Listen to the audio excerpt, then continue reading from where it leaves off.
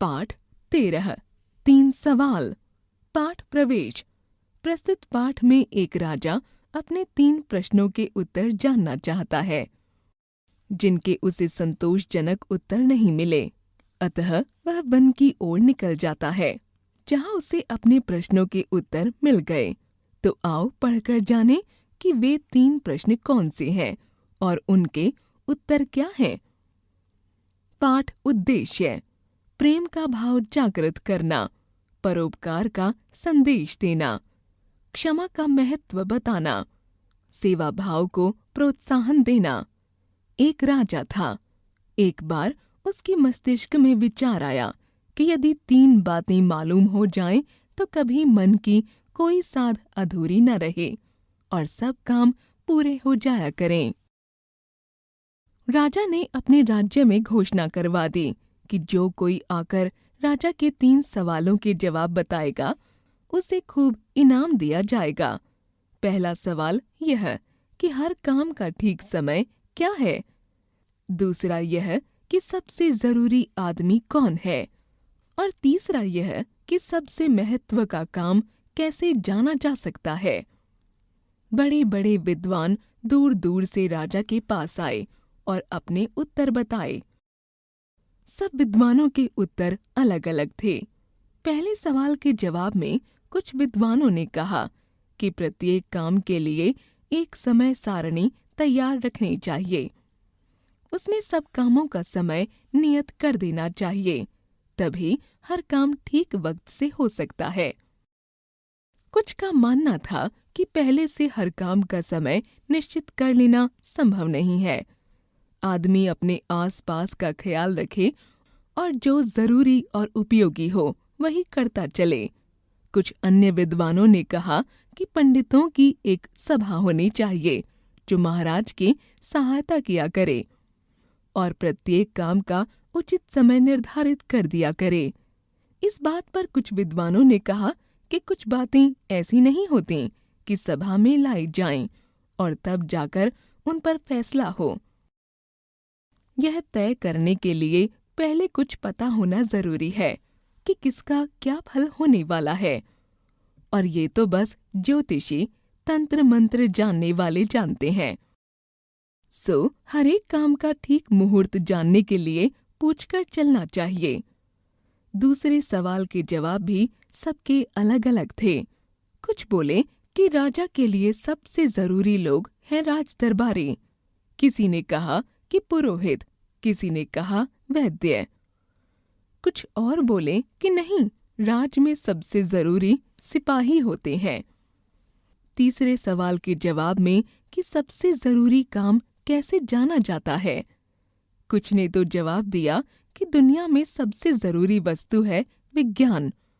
औरों ने कहा कि जगत में रण चातुरी सबसे बढ़कर बात है।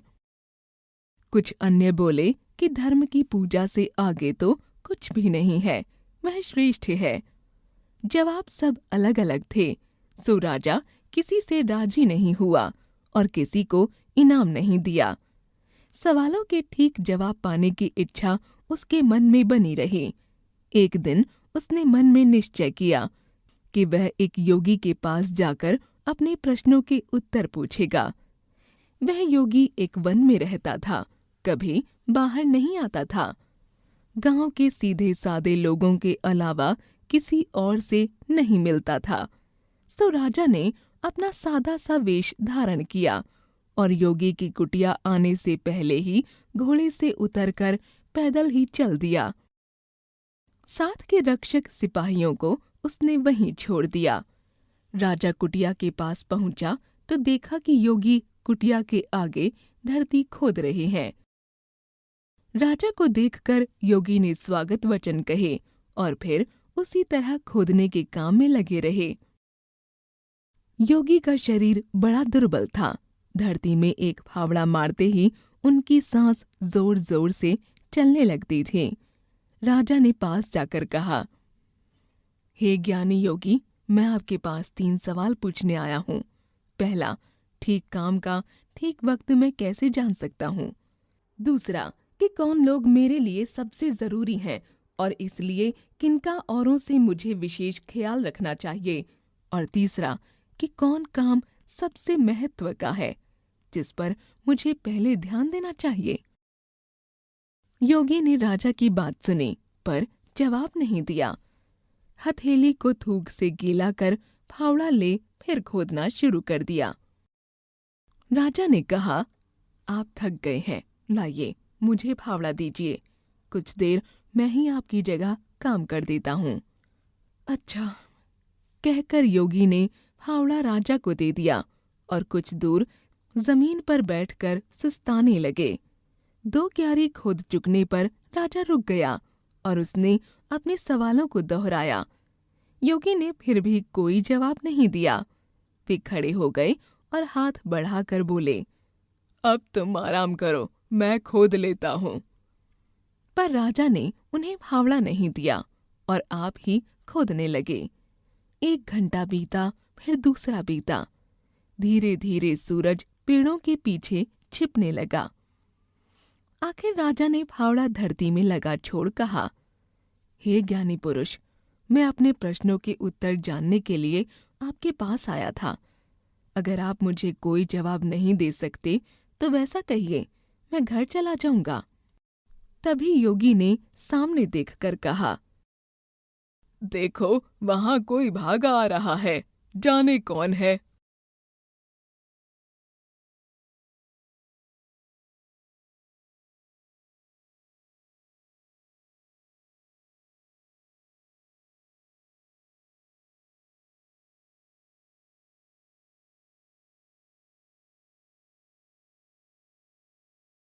राजा ने मुड़कर देखा तो एक दाढ़ी वाला आदमी वन से भागा आ रहा था। उसने दोनों हाथों से पेट को दबा रखा था और वहां से लहू बह रहा था। राजा के पास पहुंचते ही वह कराहता हुआ गिर गया और बेहोश हो गया। राजा ने योगी की मदद से उस आदमी के कपड़े खोले। उसके पेट में एक बड़ा घाव था। जैसे बन पड़ा, राजा ने उस घाव को धोया और योगी का अंगूछा ले अपना रूमाल फाड़कर उसकी पट्टी बांधी, लेकिन खून रुकता नहीं था। राजा ने खून से तरबतर पट्टी को फिर खोला और धोया और फिर पट्टी बांधी। आखिर में खून बहना बंद हुआ। वह आदमी होश में आया और उसने पीने को कुछ मांगा। राजा ने ताज़ा पानी लाकर उसे पिलाया। इतने में सूरज छिप गया और सर्दी होने लगी। योगी की मदद से राजा उस घायल आदमी को कुटिया के अंदर ले गया और वहां बिछौने पर लिटा दिया। बिछौने पर पहुंचकर आदमी ने आंखें मींच लीं। उसे कुछ चैन मालूम हुआ। राजा भी अब थक गया था। एक तो वह पैदल चला था और कुछ काम की थकान थी, सो वह वहीं दहलीज के पास चौखट का तकिया लगा गुड़ी मुड़ी लेट गया। लेटते ही सो गया और ऐसी गाढ़ी नींद आई कि गर्मियों की वह छोटी रात कब निकल गई उसे पता ही नहीं चला। सवेरे पलक मींचता वह उठा तो कुछ देर तो उसे याद ही नहीं आया कि वह कहाँ है और यह आदमी कौन है। वह अजनबी दाढ़ी वाला आदमी बिछौने पर पड़ा चमकीली आंखों से टकटकी बांधकर उसी की तरफ देख रहा था। दाढ़ी वाले आदमी ने धीमी आवाज में कहा, जी मुझे माफ कीजिए। राजा बोला, भाई मैं तो तुम्हें जानता भी नहीं हूँ, मैं किस बात के लिए तुम्हें माफ कर सकता हूँ। घायल बोला, आप मुझे नहीं जानते लेकिन मैं आपको जानता हूँ। मैं आपका वही दुश्मन हूँ जिसने आपसे बदला लेने की कसम खाई थी। आपने मेरे भाई को फांसी दी थी और जायदाद छीन ली थी। मुझे मालूम था कि आप यहाँ योगी के पास अकेले आए हैं। मैंने सोचा था कि लौटते वक्त मैं आपका काम तमाम कर दूंगा, लेकिन दिन पूरा हो गया और आप लौटे नहीं। सो मैं अपने छिपने की जगह से बाहर निकल आया। बाहर आने पर आपके संतरी मिले। उन्होंने मुझे पहचान लिया और घायल कर दिया। ज्यों-त्यों उनसे बचकर मैं भाग आया, लेकिन यदि आप मेरे घाव पर पट्टी नहीं बांधते तो मैं मर ही चुका था। लेकिन देखिए, मैंने तो आपको मारने की ठानी और आपने मेरी जान बचाई।